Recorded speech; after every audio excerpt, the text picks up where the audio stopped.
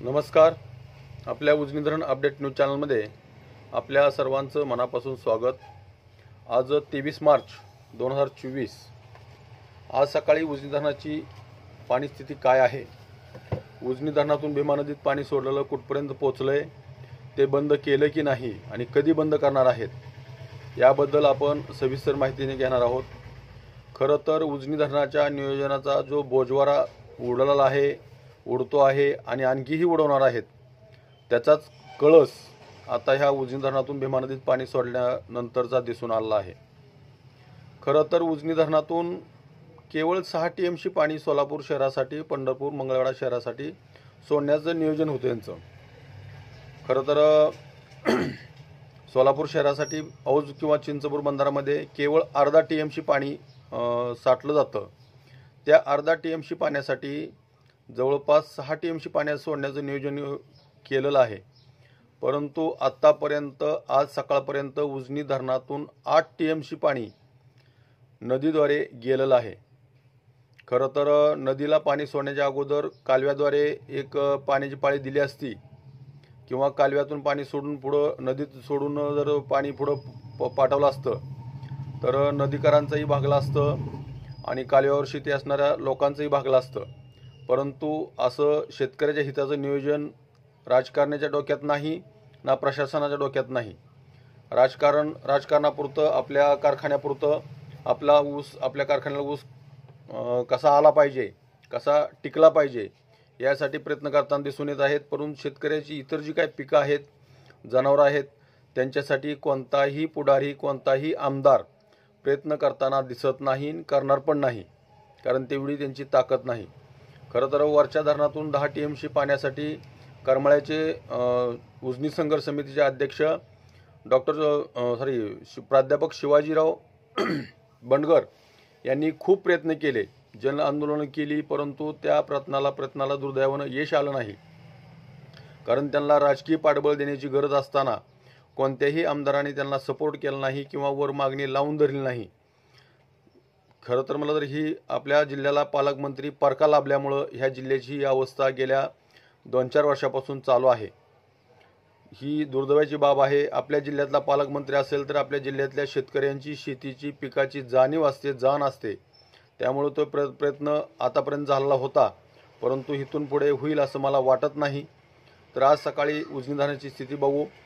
आज सकाळी 6 वाजता उजनी धरणाची एकूण पाणी पातळी 488.060 म्हणजे 487 TMC पर्यंत 487 मीटरपर्यंत पाण्याची पातळी आलेली आहे.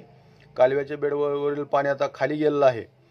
तर एकूण पाणी साठा हा 1291.31 दशलक्ष घनमीटर अर्थात 45.60 TMC आणि मायनस साठ्यातील तब्बल 511.50 दशलक्ष घनमीटर एवढं पाणी संपलेलं आहे. म्हणजेच TMC मध्ये बघितलं तर 18.6 TMC पाणी आपल्या मायनस साठ्यातील संपलेलं आहे. आता केवळ राहिले 45 TMC पाणी, परंतु त्या 45 TMC मध्ये 20 ते 25 TMC गाळ आणि वाळू असल्यामुळं केवळ फक्त 20 किंवा 22 TMC पाणी राहिलं असण्याची शक्यता आहे. तर टक्केवारी बघितलं तर आपण सांगितल्याप्रमाणे टक्केवारी ही आता -33.71% गेलेलं आहे. उजनी धरण मार्चमध्ये पहिल्यांदाच, उजनीच्या 45 वर्षाच्या इतिहासामध्ये पहिल्यांदाच -33च्या पुढं आकडा मार्चमध्ये गाठलेला आहे. मग आणखी एप्रिल, मे, जून एवढे 3 महिने आहेत. त्यानंतर त्यामध्ये काय परिस्थिती होईल, उजनीत पाणी राहील की नाही, हा प्रश्न महत्त्वाचा आहे. बाष्पीभवनाचा वेगही वाढलेला आहे. 6.18 मिलीमीटर एवढा बाष्पीभवनाचा वेग आहे आणि उजनीतून भीमा नदीत पाणी सोडल्यापासून तब्बल 15.6% पाणी संपवलेलं आहे एकाच पाळीत.